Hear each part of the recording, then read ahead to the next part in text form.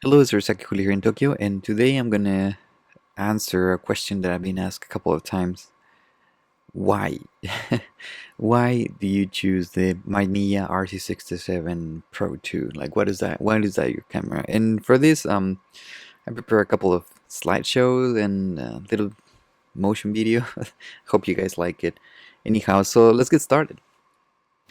10 reasons why Mamiya RZ67 Pro 2. And this is for me. This is the way that I shoot and everything. A little bit of a background. I started shooting with a D70S. I think it was actually a Nikon DN55, was just 35mm film. And then I jumped at the D70S, which was a 6 megapixels. And then I went to the D80, which was 10 megapixels, and the D300, which is 12 megapixels. Then the D700 was finally a full frame. And then I used that for the longest time. I didn't thought I needed anything else, and I was super happy with the files. It was focusing fast, and it was better files than the 300. And then I got the chance to try one of these medium formats, and I would try the Hasselblads, the new ones, the old ones. I tried Mamiya, and this camera just got stuck with me from the beginning. And here is gonna be my 10 reasons why. Reason number one is gonna be cost. This thing is affordable, like super affordable. It is a vintage camera, especially the Pro 2, which was made in 1995, and I think they stopped the production in 2002, 2003. I'm not sure, but and then they started to produce the Pro 2Z, the Pro 2D, the digital one. But that was not until way later on. Anyways, these are not vintage cameras, but they're not, the newest cameras right now, which have like autofocus and all this good stuff. They're pretty mechanical cameras, but not exactly fully mechanical. So that's kind of like what I like. The cost, you can find a full set maybe for $600, $500, and this is camera, viewfinder, and everything else. Now, the next thing that I'm going to be talking about is modularity. These things, I'm going to throw a video around here. As you can see, they can change like almost every single piece of the camera. It's not something that is like all embedded in the body, but the body can change, and you can change not just the lenses, but you can change the viewfinder, you can change the backs. I can shoot film, 120 film, 220 film. I can shoot a different formats, 645, 6x6, 6x7. I can shoot, there's actually some adapters are there for to shoot 35mm film. Obviously, you can shoot also the Polaroids, which are instants, if you can find them anymore, and obviously digital, and all these options on the same camera. You can like just slap things in and out and modify it as you like, whatever you need. So that it's something that I really, really, really, really like.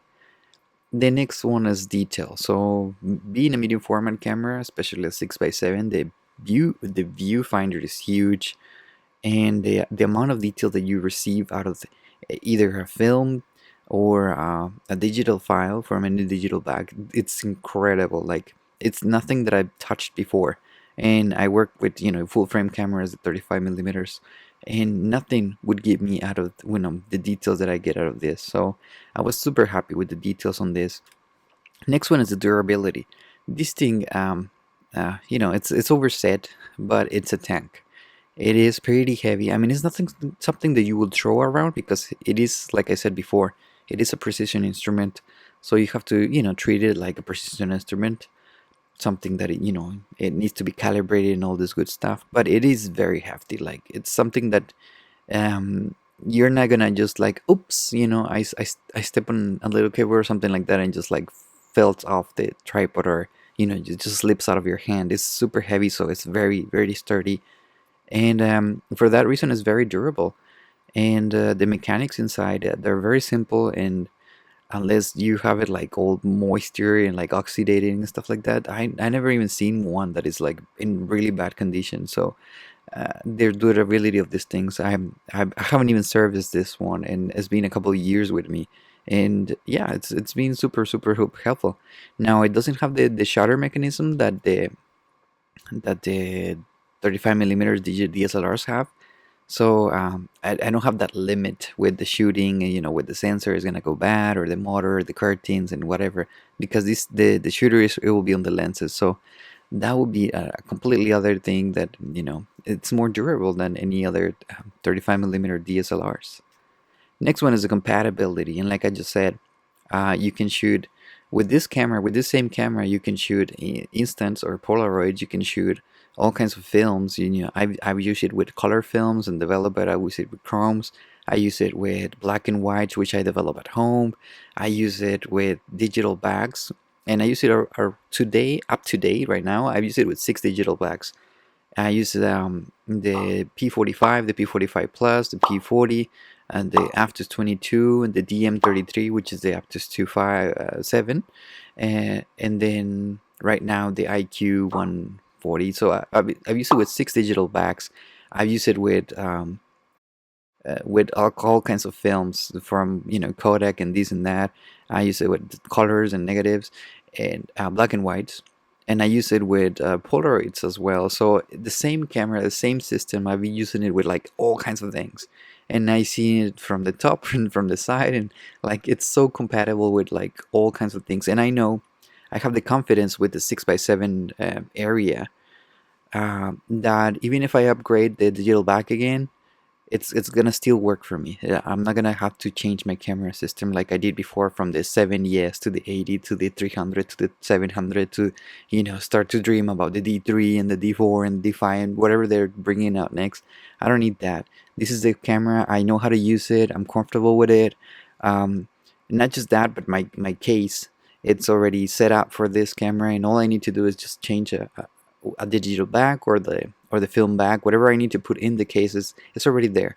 The other cameras, they change the size, the case needs to be bigger, now you need an adapter, now you need the battery grip, and I was changing, every time I change the camera I have to change the cases and the way that I move and the speed that I shoot, and everything will change it. So I didn't really like that. I just wanted to do the upgrade for the better quality, and with this camera you can do that. Just upgrade the digital back.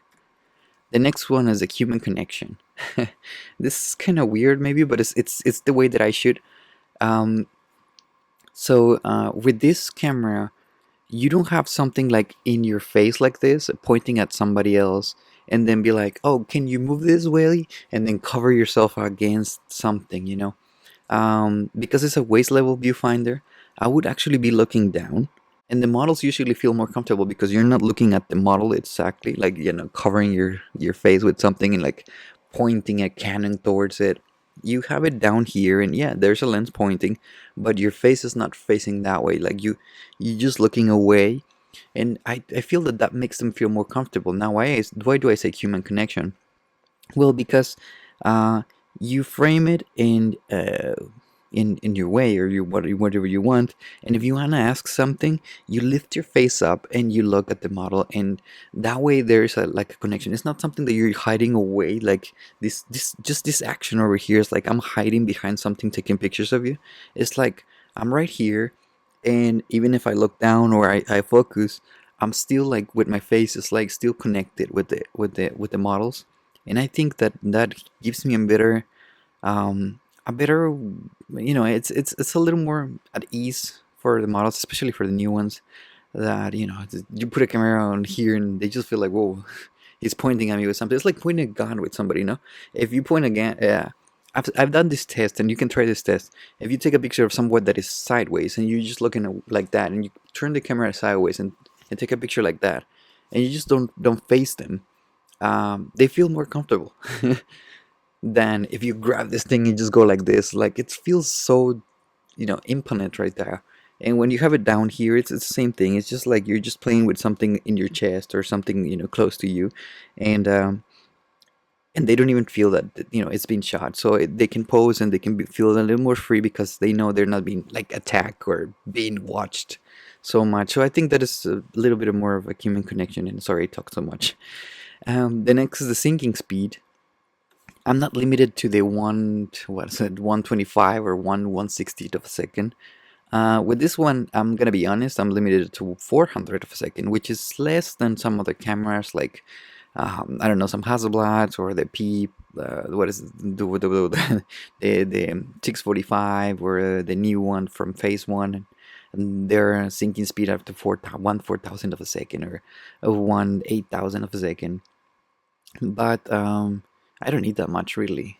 I mean, I'm not shooting, wings of bees in the air or whatever, I'm just shooting people. So, a jump or whatever, even at 400, I can have a little bit of emotion, and that's okay. And I really don't mind more than that. But less than that would be horrible.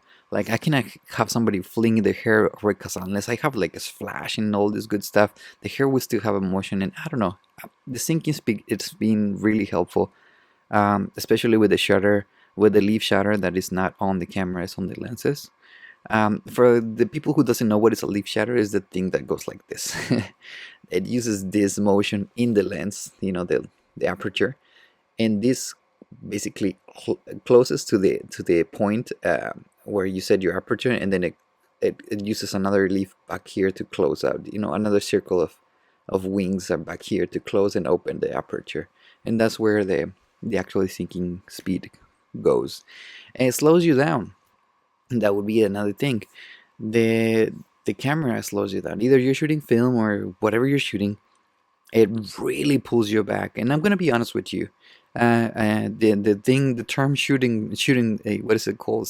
Spray and pray. I've been into it. I know it. I was slapped in the face with that term before. And my first photo shoots, and I'm not even ashamed to say it, I used to take 1,500 to 2,000 photos of the same model with the same outfit and the same location with the same lighting. Actually, I didn't even use lighting. 2,000 photos.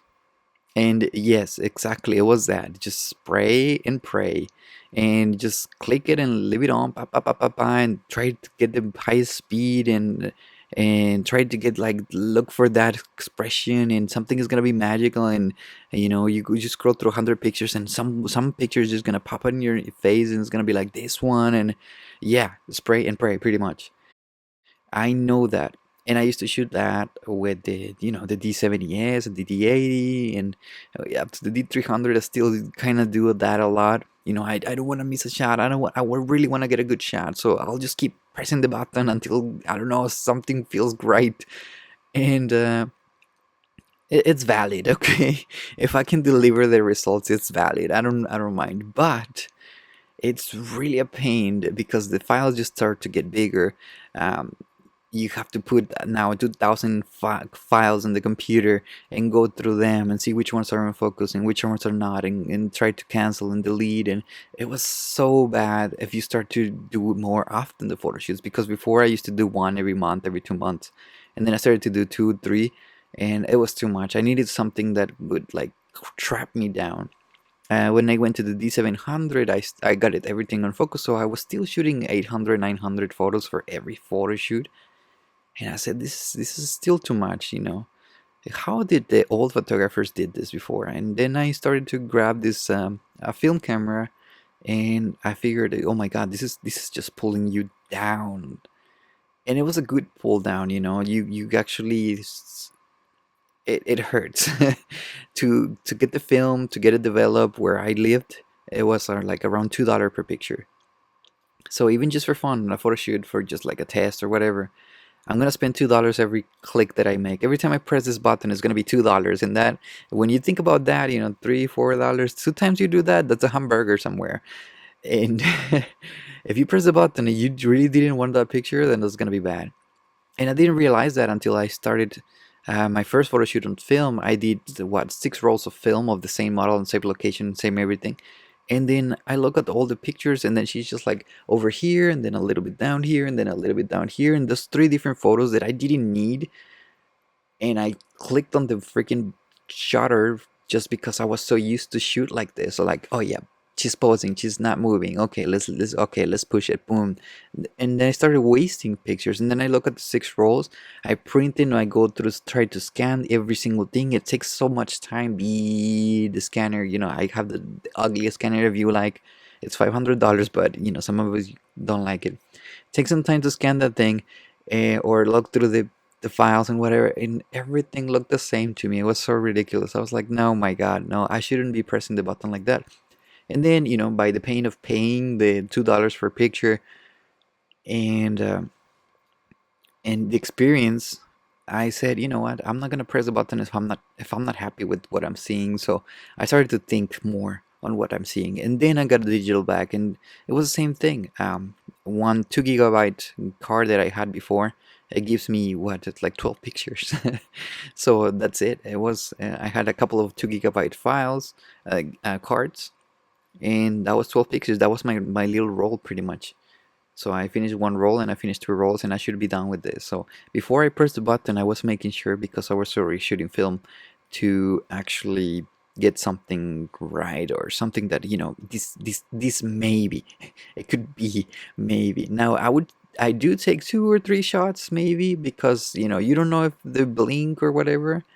um, and a lot of times you can know, like, oh my god, I blinked, I'm sorry, or you hear it, or you can see it before you press the button, while you're pressing.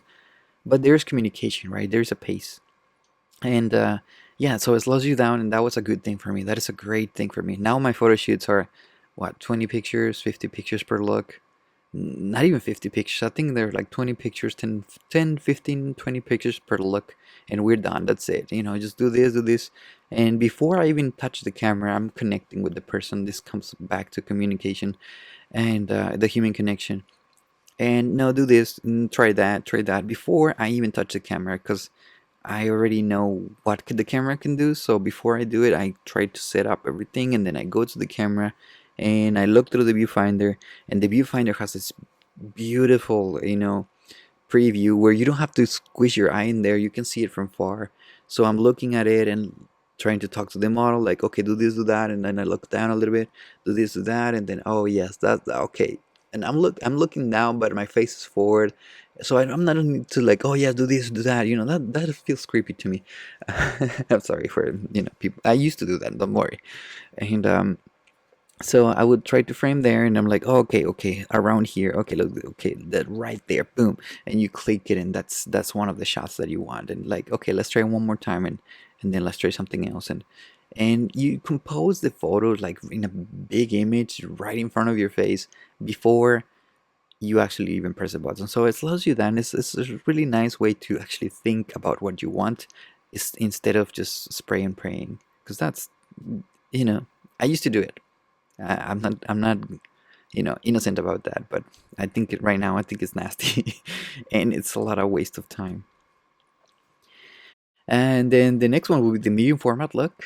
The medium format, of course, is the you get the depth of field. I mean, you get my most lens that most opens is at 2.8, very default lens actually, and 2.8 with this camera is, it's a razor, depth of field is like so thin. Like, you can focus in an eye and the eyelashes are already out of focus. It's crazy. And I've seen this effect where when I shoot outside and there's a street, I can see the whole street is super blurred, and just where the model stands, like there's a tiny little edge of the asphalt where it's on focus, and you can see like the amount of the focus that is on, the amount of the asphalt that it feels like it's on focus, and then it starts to gradiently destroy itself, or blur itself. But it will be like on the middle, right? Like if you actually did the focus right, because a lot of times I don't. And if you mistake, you have the focus like right behind, or the angle that you're shooting, maybe it will cross like that, so the focus is a little bit behind, or it's all kinds of crazy effects with the camera. But this is the look that you get is so much more realistic. And a lot of the times I used to shoot with my 35 millimeter camera, and that was the whole thing. I would look at the magazine, I would look at editorials, and I was like, there's something missing. What am I missing? Is it my retouch? Is it my colors? Is it my composition? I don't know how. Maybe it's the models. Maybe I need better clothes. Maybe I need better lighting. Maybe I need another camera. Maybe I need something else. Maybe, I was like crazy trying to get that look. And turns out that all I needed to do was just grab another camera, grab a medium format, press a button, and boom, oh my god, you get more dynamic range, you get more color contrast, like color gradations, and the files look so much more clean. Now Photoshop reduced like crazy. Now I just needed to go to touch like some like real details and like pores or scars or hair or whatever, and not like before that I would need to like repatch the colors that it would like, they would be like green with reddish, and that's the CMOS sensor kind of noise. I will have to work on that and try not to smooth it out and try to keep it. It's like working with like I don't know, like the grain that is on top of a layer of an image that you wanted. It's like no, no, no, no, no. The medium format is just clean. So I love that. It reduces the Photoshop. It has that effect, that 3D effect, and that is amazing. And the last thing that I wanted to, the last reason why I did this is for upgrading. Why not a Hasselblad? Why not a 645 or something else? Those are also cool. Yeah, but you know what? I do like the way that I can upgrade this camera. Um, a 645, it's okay. It's still the thing that you put up here. Maybe you can put a top viewfinder, but it's too small. I wanted something that was, hefty, bulky, that it says a device. Um, I'm gonna be honest with you. I was born in 1982. And 1982 was the time that Mamiya released the first RZ67. And then my first love was in 1995. 1995, it was the year that the Pro 2 was released. Also, 1995 was the year of my first car, my Mustang. I love that thing. Um, and so 1995, and it was like it was like something there, like something that says something. So it's not this is not like appealing to everybody because not everybody has any uh, connections to those years. But for me, it was like a little plus, like in there. The next thing is the upgrades that you can do.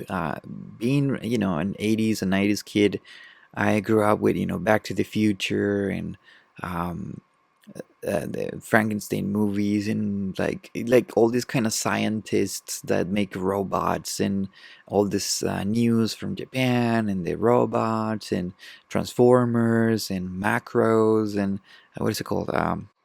Robotech. That's the name, Robotech. Yeah, so the building machines and having something that it's like almost magical and almost like something different. I like that. I don't like to just have like a little point and shoot and just click. I don't care. Oh, look at this mirrorless camera, or look at this. Has a lot of, it has GPS or whatever. I really don't care for GPS. I don't need to share the location to every single magazine that I'm going to be printed or whatever, where I took the picture from. Who cares? I'm not doing landscape. If you're doing landscape and you need to like have a record or where you were walking or whatever, it's fine. But I don't do that, so not good for me. And the way that you can upgrade this camera, it's actually pretty cool. Like I said, I shot it with film, with Polaroids, and I have slapped 6 digital backs on it with different qualities from different companies. I'm not stuck to use always Hasselblad digital backs or Hasselblad compatible or anything.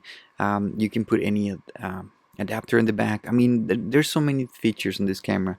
I haven't even mentioned the back that it flips. That is great, that you don't have to like turn your tripod or your head or whatever, and you just flip the back and that's it. That's something that no Hasselblad or no other camera gives you.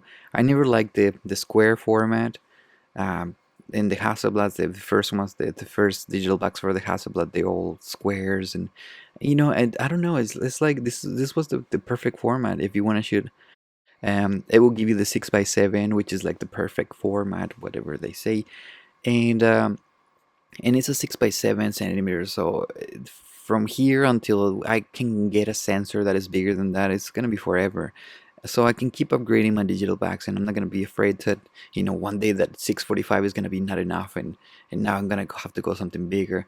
And this is gonna last for a long time. and as something that I've been really comfortable in. I can like do, I did my double grip and everything, and I can like keep adding little devices and little things. I made a counter for it. I made a different viewfinder, and it's just a matter about time and the upgrades that you can actually think, and it's something that you can actually work on. I wanted to make it like a level finder, you know, just to keep the balance, the horizon, and whatever. I did that with an OLED. I tried to set it up, but I haven't finished. Like, I have so many projects with this camera, and it's ridiculous. I have modified it a lot already, and I still have more things to do. And so yeah, and then if any day I wanted to do an upgrade, I know I can just change the digital back, put another one, and that's it. You have a huge other camera. The lenses, the quality, they're huge, so they don't need to be like, you know, quoted with like some special quoting with these to enhance the contrast and the digital sharpness and whatever. They really don't need that because they're just so big that that the image is super sharp already. And you guys have seen my files, and you guys have access to download my 140 digital files from RAW. So it's an amazing machine, really. All in all, these are all the points that I think they are most important for me: the cost, modularity, the detail that it gave me, the durability of it, the compatibility, the human connection, the syncing speed, how it shows you down, the medium format look, and the upgrading that you can be doing to it. It's amazing, and that's the reason why I cannot shoot with anything else. I mean, this is, oh, of course, you know, if you throw me a Canon, I can shoot a Canon or a Nikon. It's fine. I've been using it before I used this camera, but for the past few years, this is the only camera that I use. And yeah, with this you can do, you know, fashion, you can do beauty, you can do landscape, you can do architecture, you can do food. One things you I would not recommend, I won't say that you can't, but would not really recommend it. Don't do weddings, don't do events, don't do sports, don't do, you know, uh, cover events and stuff like that. Because it's just heavy, it's bulky, it slows you down, and we're in an environment where you just need to, like, turn around and shoot. That's gonna be, this is not the camera for that. Might as well just use your phone if you don't care for the quality so much. um, you don't need to be shooting with Hasselblad if you're just shooting something that is not going to be every single picture. This is going to be the most important picture for you. So yeah, pretty much that's all that I wanted to say. I know as usually I take around 30 minutes talking, but I hope you guys enjoy it. And if you were wondering if you get it or you don't get it, then I hope this will be a little bit helpful. These are my reasons why I pick up the Mamiya RZ67 Pro 2. And so what do you think? Do you think, well, I know what you guys think. Some of you guys want to do the mirrorless, or some of you guys swear by Hasselblad or Leica, or are just okay with your Nikons and Canons. It's okay. Like, everyone has their opinion. These are my reasons for the 67 Pro 2. Peace.